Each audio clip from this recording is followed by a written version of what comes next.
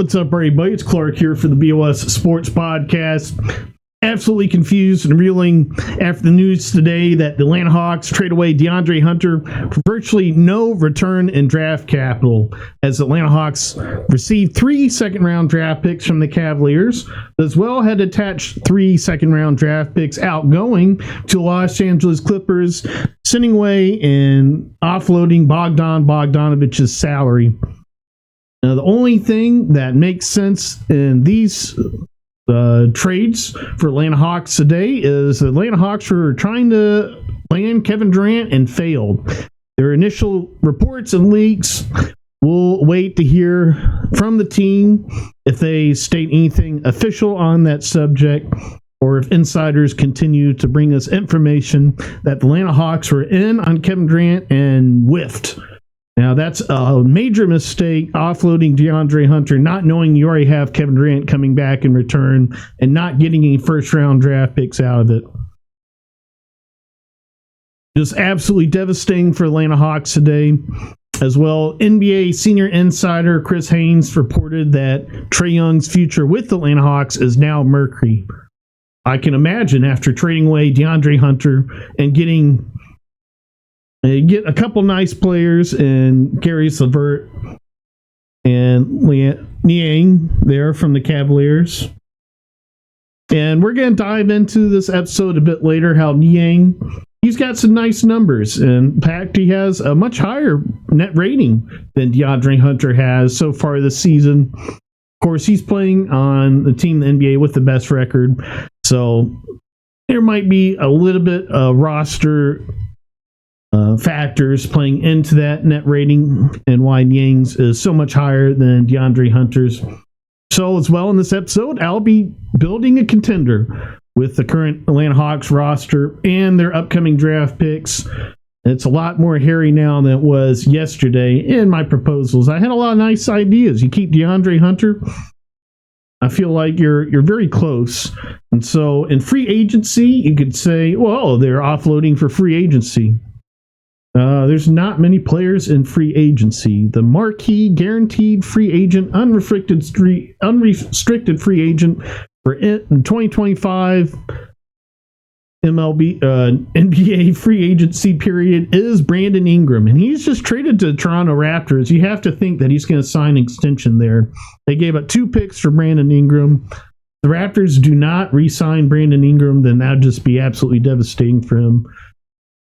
As well, I'm not entirely sure about his fit on the Hawks. I would have loved if the Hawks traded for him. I would have been willing to part with the 2027 first-round draft pick. The Hawks have a first-round draft pick next year as well, first round, although it is swap eligible with the Spurs. That will likely happen. See Spurs probably have a nice year next year, as long as everyone stays healthy. Just a series of confusing moves. The Atlanta Hawks roster is more in a more dubious situation today than it was yesterday as far as trying to build a championship contender. Now the Atlanta Hawks bench has more depth. Of course, playing players on 2-way contracts that are in G League games as well. They're going to see having a couple professional NBA basketball players come in here, and players such as Bones Highland from the Clippers. He's a guard that can take some pressure off Keaton Wallace there, the reserve role, although there is some speculation that he might be bought out. So Terrence Mann as well for the Clippers. He came over. Again, go ahead and summarize all the trades today of the Atlanta Hawks, what they made, then give a bit of commentary on what this Atlanta Hawks team can do going forward. As well, unrestricted free or players with a player option. There's a few interesting players going to be out there. Atlanta Hawks will have the opportunity to go under the salary cap if they offload players' salaries such as Terrence Mann. I believe they're just about $8 million away from the salary cap now.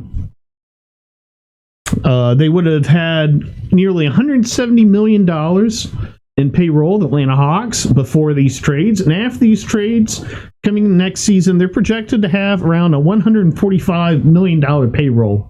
So that's significant, as the Hawks are just about $5 million away from being under the salary cap. which then they'd be able to sign any player in free agency. Any player. But unfortunately, no players in free agency, at least not yet. Now, there's a few options and players who will have player options, including LeBron James, who will be the largest name potentially. And we'll see how things fit between LeBron James and Luka Doncic. I see potential for things going very bad in that duo. And for LeBron James wanting out there in Los Angeles, although that's honestly just fan fantasy at this point. Dreaming of LeBron James to opt out of playing for Los Angeles Lakers and signing with the Atlanta Hawks. I don't think that's a very realistic plan. I don't think that's what the Hawks had in mind when they offloaded this much salary. I think it's most likely they were trying to land Kevin Durant and fell just a bit short. So the first trade earlier today for Bogdan Bogdanović, the Los Angeles Clippers, they traded Terrence Mann, a guard and forward. He's got 3 years left on his contract, $15.5 million each of the next 2 years. He's a solid defender, great decision maker, won't turn over the ball a lot. Is a decent scorer as well. I feel like V. Krejci kind of already fills his role on the team, so I don't quite see how Terrence Mann fits in to the Atlanta Hawks' long-term future, but something to keep an eye on the rest of the season. The Hawks especially would want him to increase his trade value. They want to trade him this offseason. So, as well, the Clippers sent Bones Hyland.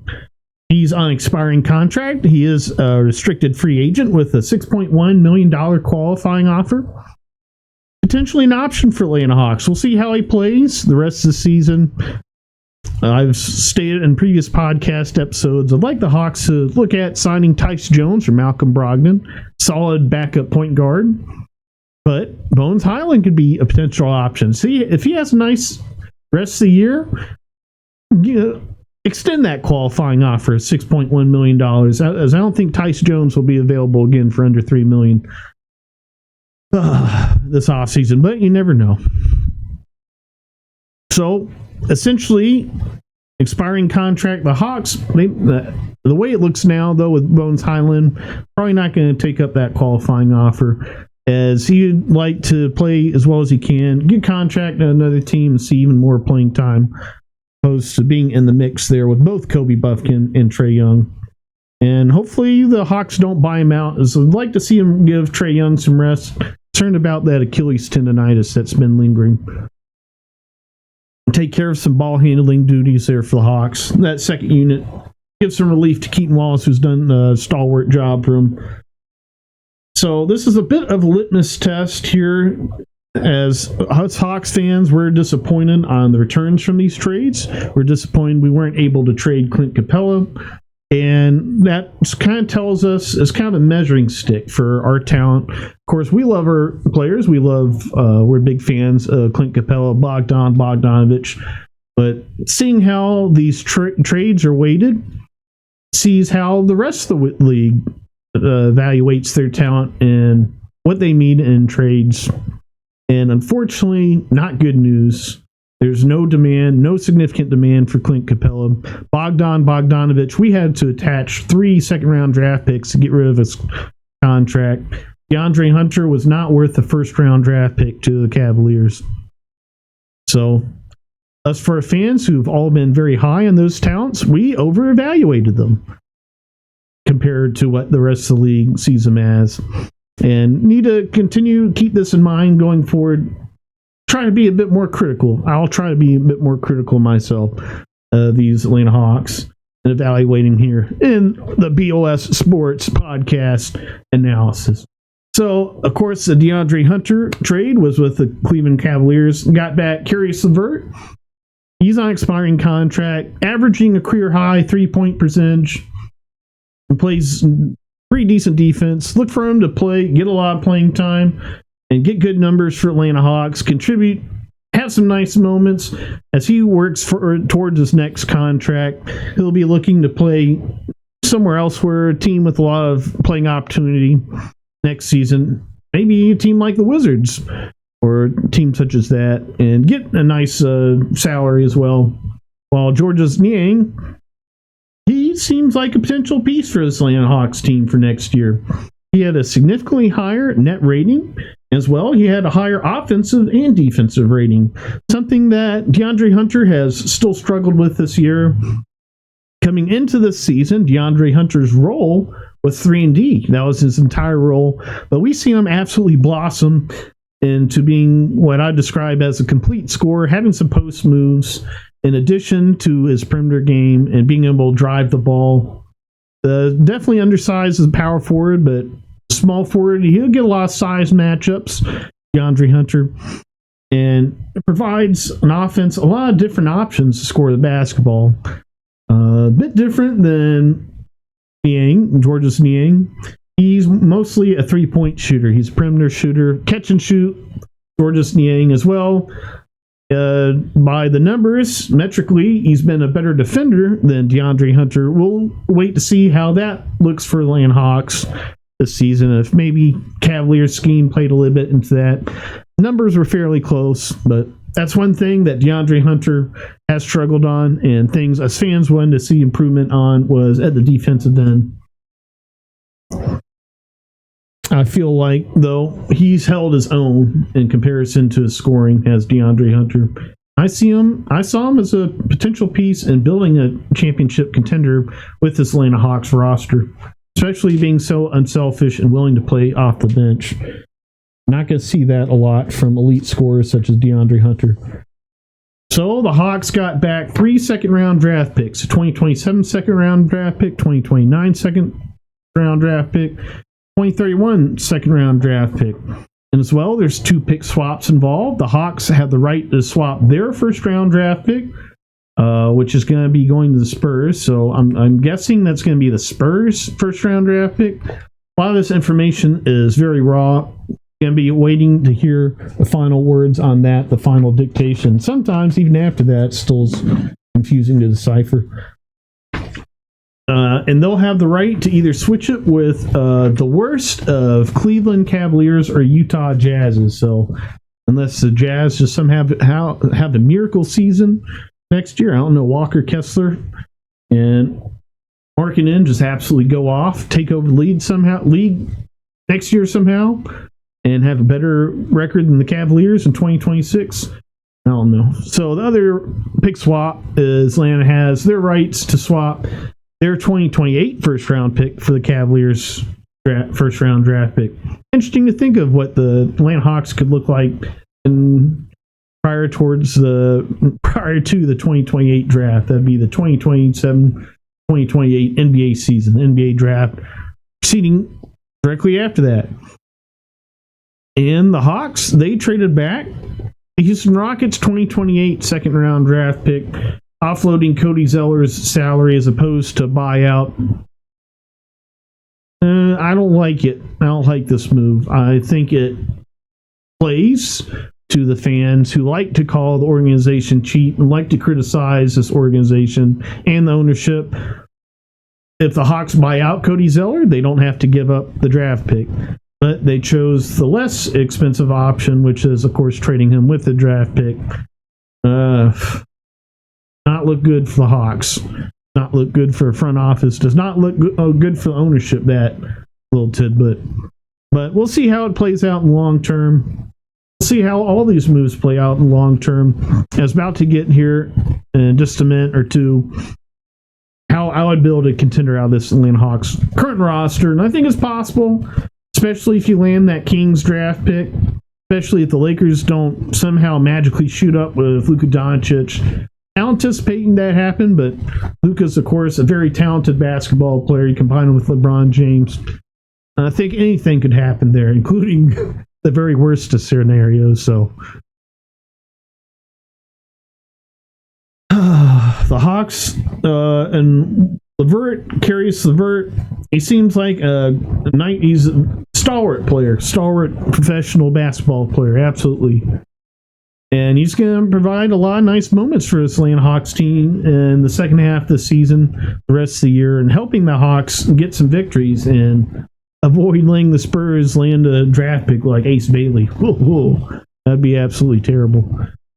So, The Hawks, they want to build a contender ASAP, as Trey's last guaranteed season is next year. After the 2026, after the 2025 to 2026 season, Trae Young is contracted for one more season after that, but it is a player option. So if he wants to go somewhere else, and I think this is where Chris Haynes' statement, Trae Young's future Mercury, plays in hand, as at some point the Hawks have to look at potentially trading Trae Young. If they don't think they can retain and re-sign and extend Trae Young and build a championship contender around him for him to continue wanting to be with the Hawks, and basically have to imagine the worst case scenarios there. So, few of the players that have player options, aforementioned Brandon Ingram is the headliner of the 2025 NBA free agent class. There, as an unrestricted free agent, there's a few players with player options, and the player headlining that, of course, is LeBron James. As mentioned just a minute ago, I could see that pairing of Luka Doncic with LeBron James going either way.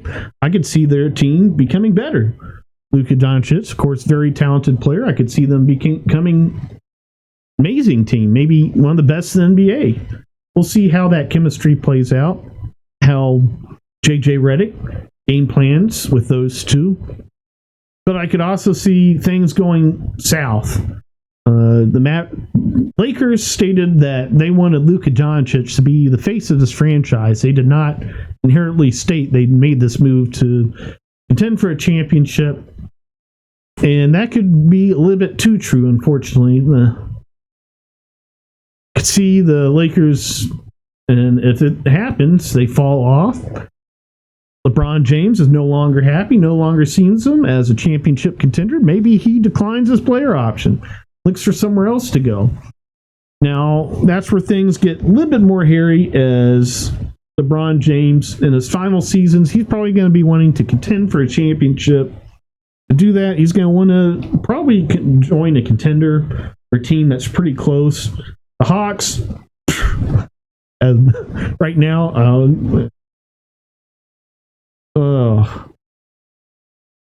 but the only thing that the Hawks would have on their side is, and of course, with getting healthy with Jalen Johnson, they'll absolutely be in that stratosphere next year. Adding LeBron James, it'd be interesting. But so to sign with a team like the Cavaliers or Celtics, if LeBron would go back home to the Cavs, he'd have to sign a mid-level exception or veterans minimum, which that's even getting more dubious into these scenarios here. To even qualify, of course, being over the salary cap. And not even familiar, right, offhand, what the Cavs' apron situation is after this De'Andre Hunter trade. So Magic or Rockets, they would make a lot of sense, and LeBron James potentially join them in free agency this offseason if you were to get unhappy with Luka Doncic and decline player option.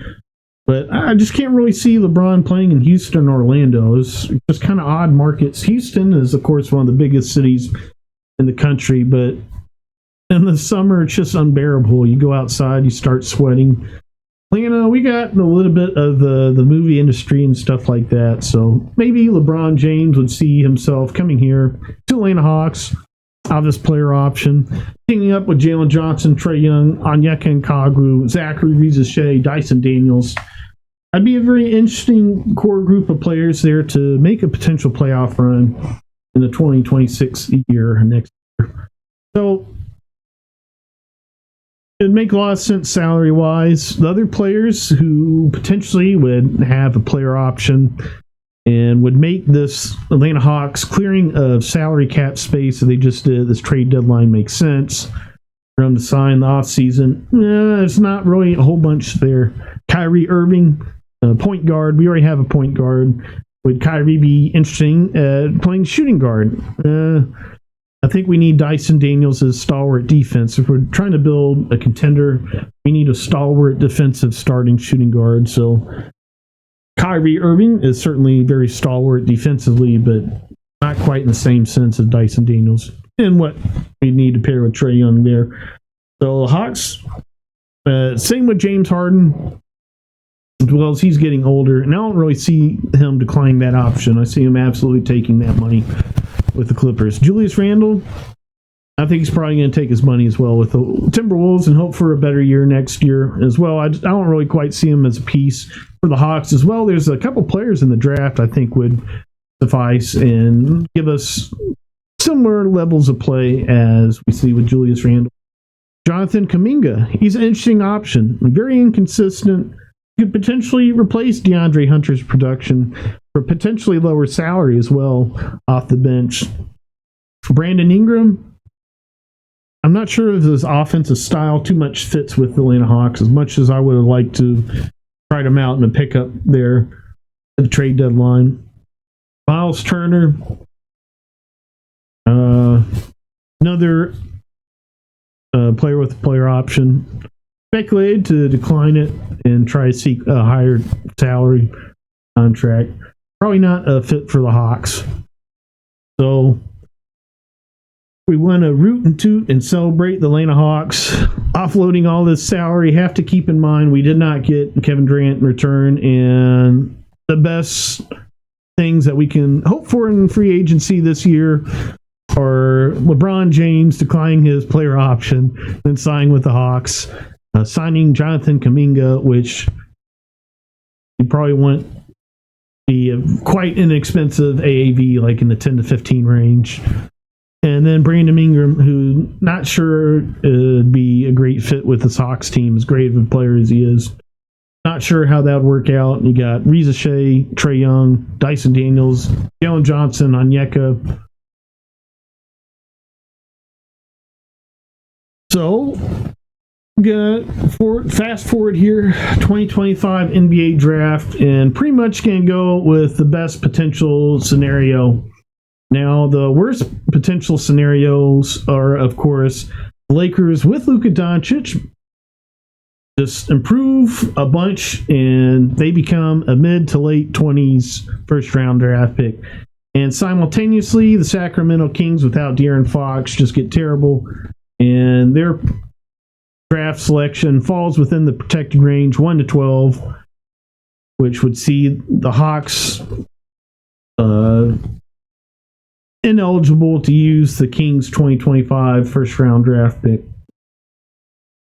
So in that case scenario, the Hawks have a late 20th selection in the first round.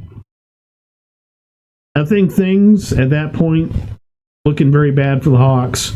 I think if the Hawks do not realize the Kings' first round draft pick, and even if just that and the Lakers thing doesn't happen, I think at that point you might have to start thinking of trading Trae Young. As much as I hate to say it, I want to see Trae Young win a championship somewhere.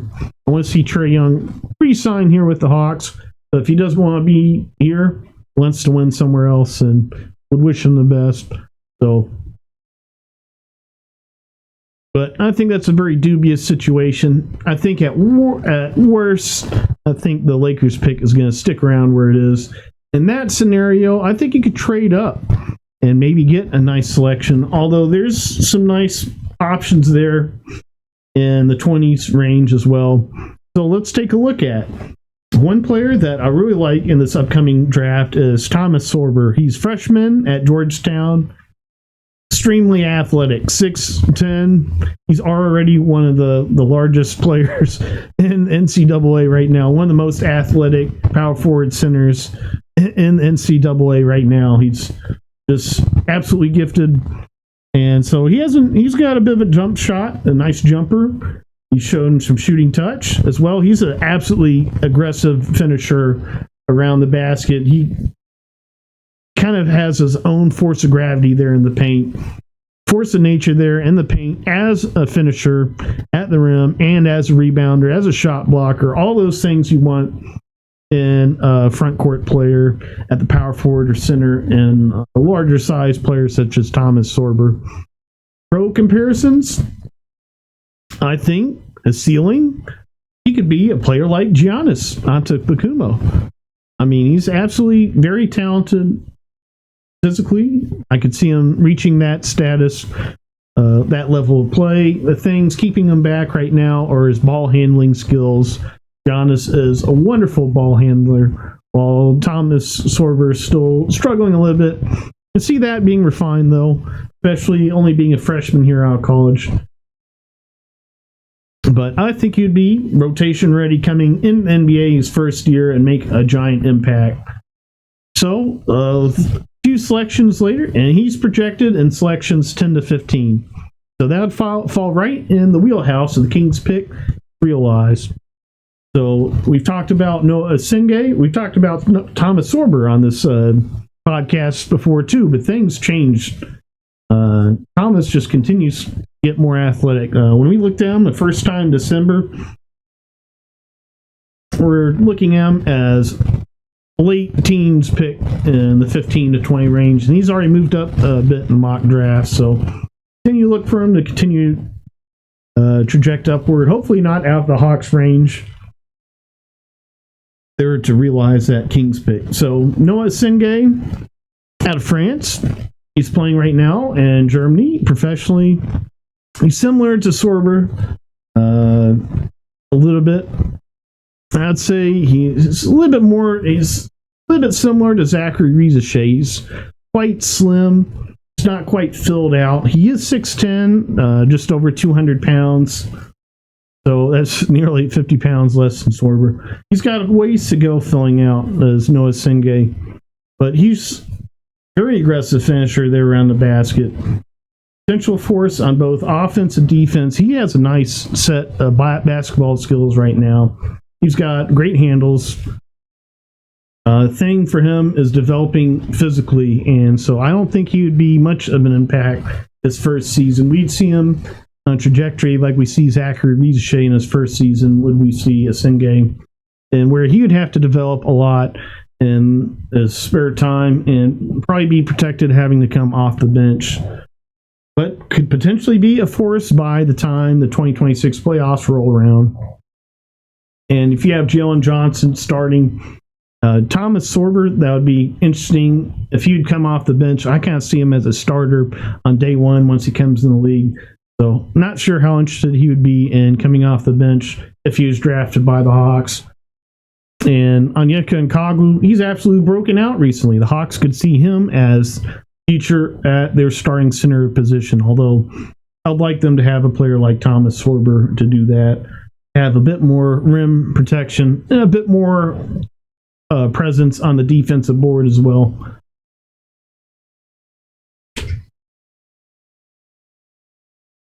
Very interesting player in some mock drafts the Hawks have been connected to is LeBaron Philon for the University of Alabama point guard. Seems unlikely that that's a potential now for the Hawks, that Kobe Buffkin was not traded. That's another player that, as Hawks fans, potentially overvalued, as a lot of us speculated he could be traded. I think that Kobe Buffkin might have been traded if he had significant value for other teams, but that did not happen. So do not quite see LeBaron being an option for Atlanta Hawks in this draft, especially with the pressing need at forward. And LeBaron's projected in the 15 to 20 selection range, which JT Toppin is right there too. Stalwart power forward there, brother of Jacob and Obi Toppin. He brings a lot of the same skill set as those two at 6'9", so he brings a lot of rebounding, post force, as well as nice defense. Derek Queen, he's also in that selection range, the 18 to 25 selection. He's 6'10" center out of Maryland, a freshman. He reminds me a lot of Theo Ratliff, throwback center with a lot of good post scoring moves. Very good rebounder. Maybe not as quite as much of a shot blocker as Theo Ratliff is, although, of course, being a freshman now, that could likely change in his NBA career. So Kamen Malik as well. He was originally projected in the top 10 of the draft, and he's since fallen off as he's had some inconsistencies, and now projected in the 20s range. Very physically gifted, of course, being 7'2", and so he's a lot of potential to be a force NBA. Of course, showing those inconsistencies there at Duke with one of the largest spotlights there in college basketball. A bit concerning, especially if selected on a team like the Hawks, who want to have pretty soon impact from a player that they're going to select in the 2025 draft. So, a player I've been talking about online a lot, as well as in this podcast, Ryan Kalkbrenner of Creighton. He shares the same alumni, Shinx College, as Hawks assistant GM Kyle Korver, 3-time Big East Player of the Year. He's over 7 foot with a 7'5" wingspan as well. He'd replace Clint Capella's length very nicely there. Be an absolute force, shot blocking as well. He's got a monstrous field goal percentage. I think it's still in the 60s on the season. Great rebounder. Certainly intriguing option. Joni Broom there for the Auburn Tigers. I believe he's a junior this year. He's projected as a late first to early second round draft pick. As he's had a really nice year this year, averaging a double-double. He's a senior, not much of a three-point shooter, but 32.5% from beyond the arc. As well, he's a force in the paint as rim protector at 2.8 blocks per game, projected to be a power forward in the NBA. He had an absolute stat stuffer as he had a 15.6 assists, 5 rebound, 3 block, 3 steal game, and a 98-70 win over the University of Oklahoma. It'd be absolutely intriguing option for Atlanta Hawks to add in rotation as well. He's very athletic, and I believe he would be ready to play in the NBA his first season, day one.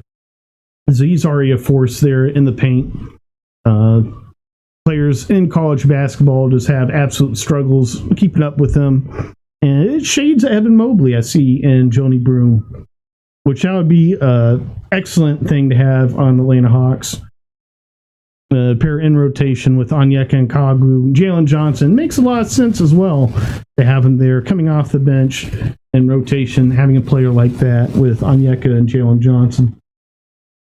Danny Wolf, he's projected in the mid-second round. And the 40 to 49 selection range. Potential option to be selected with the Timberwolves draft pick. We do have a second-round draft pick from the Minnesota Timberwolves. That's likely going to be somewhere in the 45 to 50 selection range. So, Danny Wolf, he might be selected just ahead of that.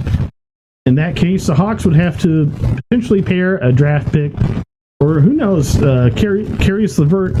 No, I have that wrong here. The Hawks could potentially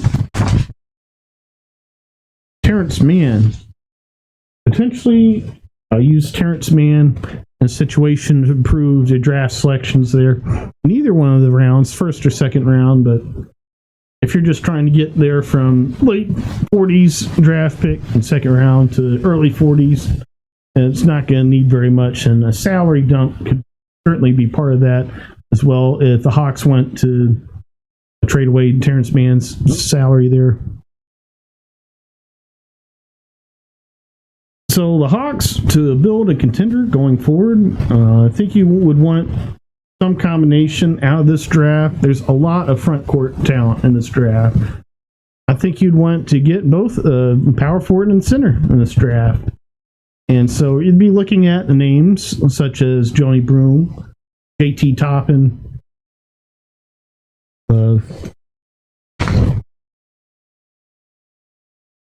and Thomas Sorber would just absolutely be incredible ad for Atlanta Hawks. I think no matter where the Kings pick is going to be, the Hawks are going to have to trade up slightly to get Thomas Sorber. In that case, the selection, that would be the best case scenario for the Hawks. You got the Kings pick there between the 13 and 20 selections. Then you have the Lakers pick there in the early 20 selections. And at that point, I think it makes sense for Atlanta Hawks to trade up and make sure they get Thomas Sorber, as the selections there in the 20 range do not quite make as much sense. I think what you could do in that scenario is you could draft a player like Thomas Sorber, and then combining that Lakers first round draft pick with the Kings draft pick, selecting Sorber there in the early teens rounds. And as well, in the similar move, or it might be multiple moves to get this done, trade up a little bit in the second round. Give yourself a chance to get Ryan Kalkbrenner with the potential to fall back on Danny Broom there for the Atlanta Hawks. So that's game plan, and you take care of your front court almost entirely for Atlanta Hawks. You'd have Jalen Johnson with Onyeka Okongwu and some combination of Thomas Sorber with Ryan Kalkbrenner or Danny Broom. I mean, that's would be a great combination there for the Hawks. Fallback plan would be, if the Hawks do not even see that Kings pick, you could still hopefully get Johnny Broom there in the 20s range, and you'd still have to trade up to potentially get Ryan Kalkbrenner or Danny Wolf there in that second round.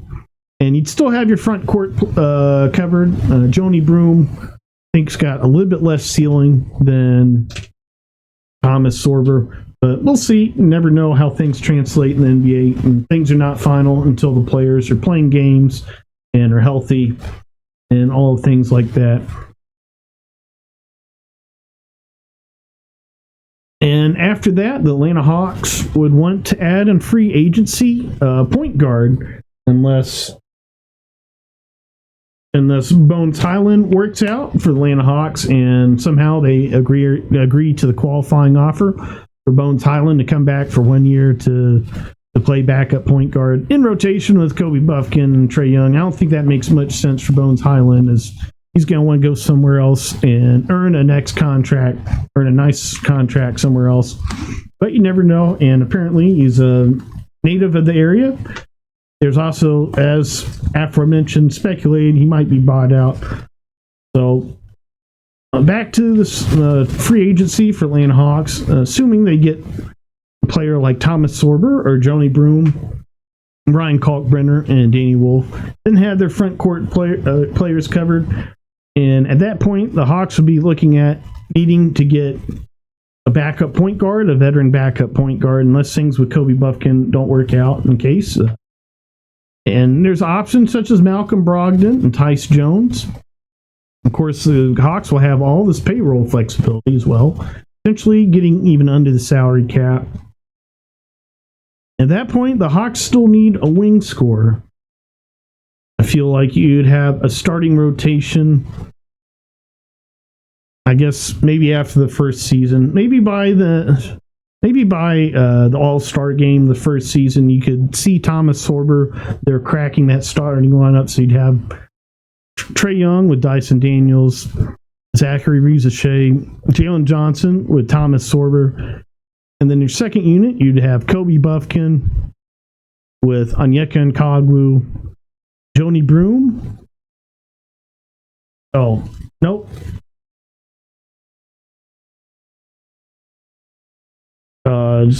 If you select Thomas Sorber, you would not have Johnny Broom as well. So it would be interesting to see how Thomas Sorber's game translates to the NBA, if he could be played at the 5. Then that would give the Hawks a little bit of a pickle. Although I think it'd be very interesting for Onyeka Okongwu to try the 4 spot there, especially if paired with a center such as Danny Wolf or Ryan Kalkbrenner. That'd be a very interesting defensive lineup there, especially with Kobe Buffkin at point guard. All of a sudden, that becomes a very interesting second unit. And to that, you want to add a wing scorer. I feel like Vit Krejci already fills a nice role there at shooting guard. He's a nice defender as well. I think he's around 110 defensive rating. That's slightly above average. I believe the league average was 111 last I looked. So at that point, the Hawks are just looking for a wing scorer there in that rotation. And you'd have your 11th and 12th man with your veteran point guard who you sign, players such as Malcolm Brogdon, who would probably be in that second unit rotation over Kobe Buffkin or Tyce Jones, same situation. And you want to bring back one of your players from two-way contract have done so well, either Don Barlow or Daquan Plowden. The Hawks are going to have to probably choose between one of those players. And either one of them would be pretty nice to have, I think, as a two-way contract player on with this proposed Atlanta Hawks contending roster we're building right here. So that's where my proposals come to an impasse. As great of a rotation I think would look like, with Trae Young, Dyson Daniels, Zachary Rizachet, Jalen Johnson, Onyeka Nkogwu, Kobe Buffkin, Vit Krejci, Malcolm Brogdon, or Tyus Jones, and with a Thomas Sorber or Joni Broom and a Danny Wolf or a Ryan Kalkbrenner. I think what's still missing is a wing scorer, and this is why the De'Andre Hunter trade hurts so much. Is he's a wing scorer. He'd perfectly fill that role, which I'm blanking on how the Hawks would fill.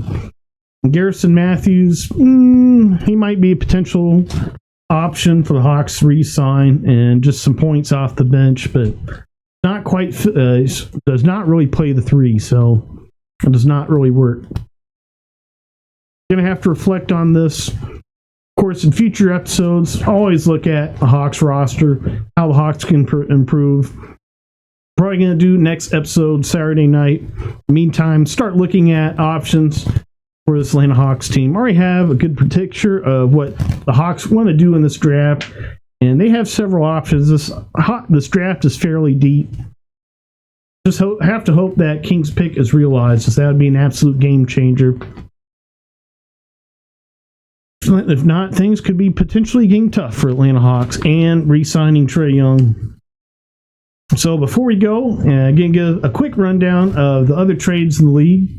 The trade deadline ended at 3 p.m. Eastern Time. Before that happened, the Charlotte Hornets, after trading away Mark Williams and Nick Richards, they acquire Yusuf Nurkic and a 2026 first-round pick.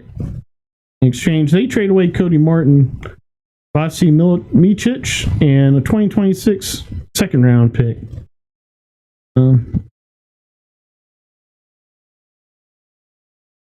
So that's a pretty good, nice trade for the Hornets, getting that first-round draft pick. Nurkic, not sure how that piece is going to work out for the Hornets there. Always optimistic. Hopefully he turns around there in his new destination. Potentially pair up there with Melo Ball and have some nice play there.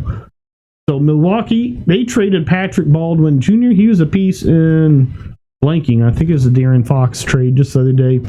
San Antonio Spurs and cash the Spurs. It is Chet Holmgren, as reported today. He's going to be back for Thunder tomorrow night. Correction of the BOS Sports podcast. I had that wrong in last night's episode. I had Chet Holmgren returning at the end of this month. Apparently he's already back, so my timeline was a bit off. They got...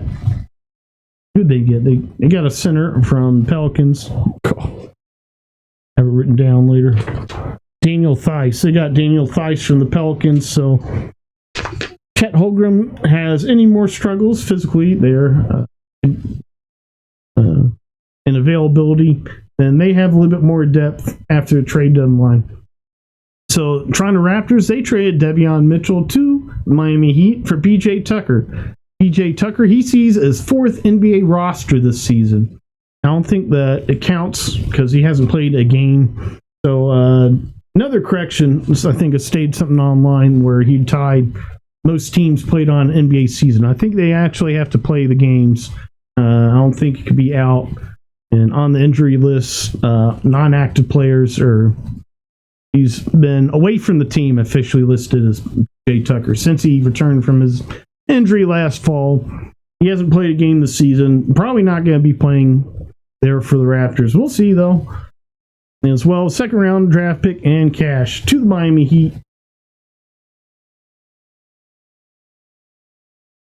Oh, no. PJ Tucker, second round pick and cash goes to the Raptors for De'Vion Mitchell going to the Miami Heat. Memphis Grizzlies, they traded Marcus Smart. Host of this podcast, Marcus Smart for Clint Capella. I guess the Grizzlies didn't want to do that. They traded Marcus Smart, 2025 first-round draft pick, to the Wizards. Multi-team trade. The Grizzlies, they got 2 second-round draft picks back as well. They got Marvin Bagley III, part of the deal.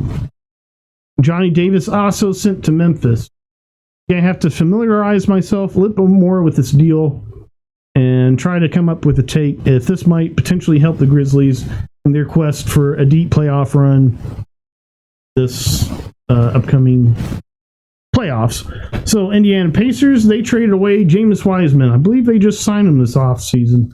And cash to the Toronto Raptors. Details pending. He's been hurt most of the year for the Pacers. The Clippers traded Kevin Porter Jr. to the Milwaukee Bucks for MarJon Beauchamp.